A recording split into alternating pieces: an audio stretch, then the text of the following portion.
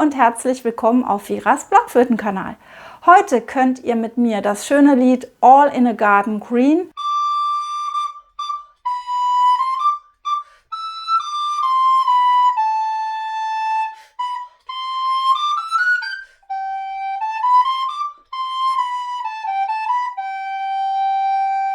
mitspielen und Verzierungen dazu spielen. Und ich zeige euch auch noch, wie man auf solche Verzierungen kommen kann.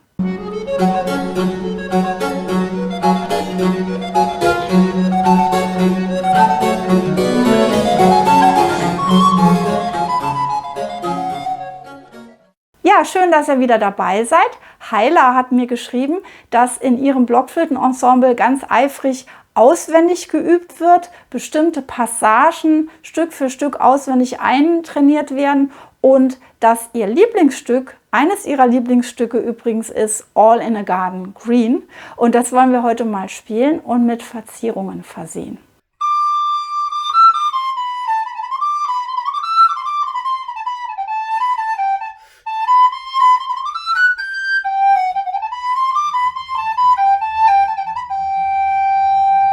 Das Stück stammt aus der Sammlung mit Stücken The English Dancing Master, das John Blayford zum ersten Mal 1651 herausgegeben hat. Und das ist eine Sammlung von Tanzstücken, bei denen die Noten dann dastehen und die Tanzschritte auch erklärt werden. Zu tanzen braucht ihr nicht, beziehungsweise das könnt ihr natürlich gerne, aber wir wollen eins dieser Lieder heute spielen und ich habe ein paar Verzierungen mir dazu ausgedacht für euch und die wollen wir auch spielen, könnt ihr auch spielen. Ihr könnt unter diesem Video in der Beschreibung unten euch das PDF herunterladen, gratis, und euch das ausdrucken. Und das würde ich euch auch empfehlen, wenn ihr jetzt gleich mitspielen wollt, dass ihr euch das schon mal ausdruckt und das Video so lange pausiert. Vielleicht wollt ihr auch erstmal nur zuhören und euch berieseln lassen und erstmal nur gucken, wie die Verzierungen aufgebaut sind, und dann übt ihr das in aller Ruhe später nochmal.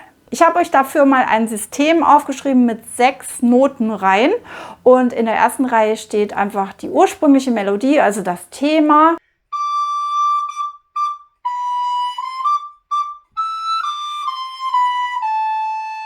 Und dazu habe ich 5 Variationen mir ausgedacht. Für die erste Variation habe ich die Viertelnoten zum Teil diminuiert. Das heißt, ich habe aus zum Beispiel 2 Viertelnoten 4 Achtelnoten gemacht.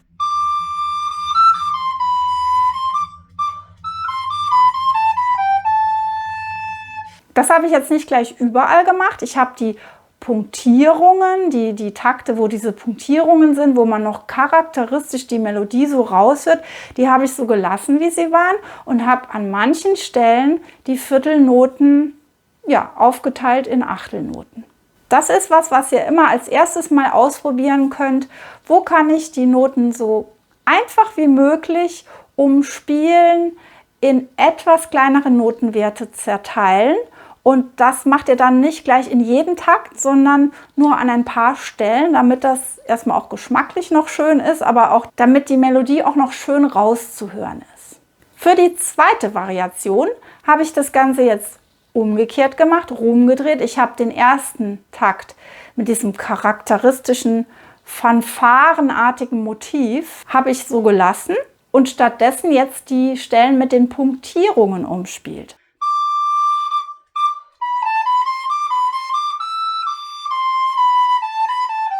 Also ich habe ja zum Beispiel im zweiten Takt eine punktierte Viertelnote und da passen 3 Achtelnoten rein. Das heißt, ich kann diese punktierte Viertelnoten auch wieder diminuieren, zerkleinern in 3 Achtelnoten. Nach der punktierten kommt ja eine Achtelnote und das ist dann meine 4. Achtelnote geworden in diesem kleinen Lauf. Und dann war ich so schön drin, dann dachte ich, mache die 2 Viertel, die danach kommen, auch noch als Achtel. Und habe dann aber wieder die anderen Takte möglichst so gelassen. Für die dritte Variation dachte ich, jetzt traue ich mich schon ein bisschen mehr. Jetzt kann ich mal diese beiden Ideen aus der ersten Variation und der zweiten Variation miteinander kombinieren.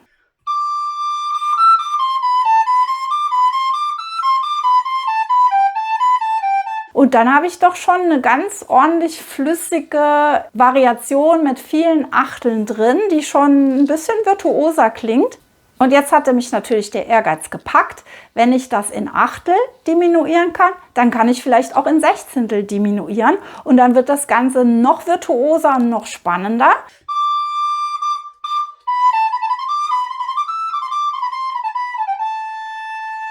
Das heißt, ihr könnt hier sehen, jetzt habe ich jeweils 2 Achtelnoten in 4 Sechzehntel umgewandelt, was ja insgesamt genauso lange dauert. Und habe immer geguckt, dass ich da möglichst nah dran bleibe an der Originalnote, dass ich jetzt also nicht große Sprünge da reinbringe. Später kommen noch ein paar Stellen, wo es ein Terzsprung ist, aber ich bin ziemlich dicht an der Originalnote dran geblieben. Und so könnt ihr das auch machen, mit einer einfachen Melodie wie bei diesem Lied zum Beispiel. Hier habe ich auch wieder das Anfangsmotiv gelassen, weil das so charakteristisch ist und auch so einen gewissen Halt bietet im Stück. Ich würde euch also nicht empfehlen, gleich unbedingt im allerersten Takt schon loszulegen mit wilden Verzierungen, sondern erstmal das Motiv hinzustellen, den ersten Takt, dass der Rhythmus steht und das Tempo, und dann im zweiten Takt geht es ja dann los.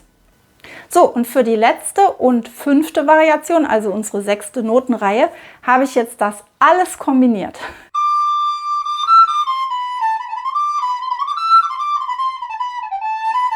Ich habe von jedem Takt die schnellste Version genommen, die am meisten verzierte Version, und habe das alles zusammengebastelt. Und das klingt doch auch schon ganz nett. Und wenn ihr euch jetzt mal vorstellt, ihr hättet gleich das so verzieren müssen, hättet ihr wahrscheinlich die Hände über dem Kopf zusammengeschlagen, so nach dem Motto, wie soll ich da drauf kommen? Aber wenn ihr das jetzt mal betrachtet, wie wir das hier Schritt für Schritt gemacht haben, dann habt ihr in die Zauberküche des Verzierens geguckt. Denn jeder fängt klein an und ihr müsst auch klein anfangen, solche Schritte zu üben und zu sehen, zu erkennen und aufzuschreiben oder zu spielen. Und wenn ihr das ganz oft macht, dann könnt ihr irgendwann in einem Mal schon diese 5. Variation hier direkt verzieren, weil ihr dann einen Blick dafür bekommt, hier kann ich so umspielen, da kann ich so auffüllen, das geht dann rucki zucki. Ihr müsst natürlich oft so machen, wie wir es jetzt gemacht haben. Und ja, da gibt es ja noch mehr solche Stücke, die sich eignen. Falls ihr noch Vorschläge habt, welches Stück ich mal so verzieren soll für euch, schreibt es mir gerne in die Kommentare. Und ansonsten wünsche ich euch jetzt noch viel Spaß beim Mitspielen. Bis bald. Tschüss.